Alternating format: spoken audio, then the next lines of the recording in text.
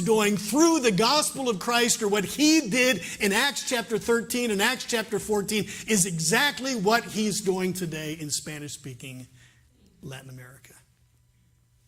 So as with the Apostle Paul, Christ is building his church in the Spanish-speaking world.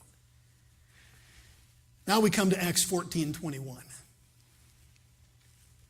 There's an important point. And here's the point that really I want to talk about in the time that we have today.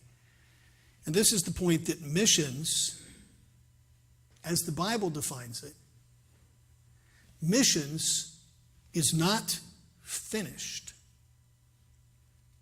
until the national church is mature and able to minister for itself. Do you catch that? What we talk about is missions. Taking the gospel of Christ to foreign lands, cross-cultural missions, is not finished until the national church is mature and able to reach their own people with the gospel.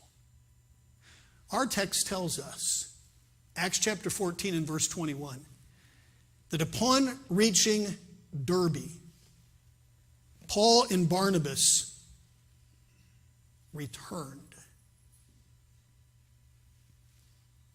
They turned around. They revisited the cities in which they had ministered. Does that intrigue you? It intrigues me for at least 3 reasons. Number one, there were still many more unevangelized cities in front of Paul and Barnabas. There were more cities to reach.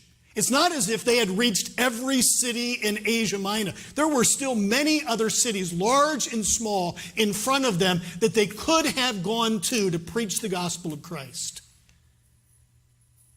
But they returned. Secondly, at Derbe, Paul and Barnabas were only 150 miles by land to the city of Tarsus. You remember the city of Tarsus? That's where Paul was from. That's Paul's hometown.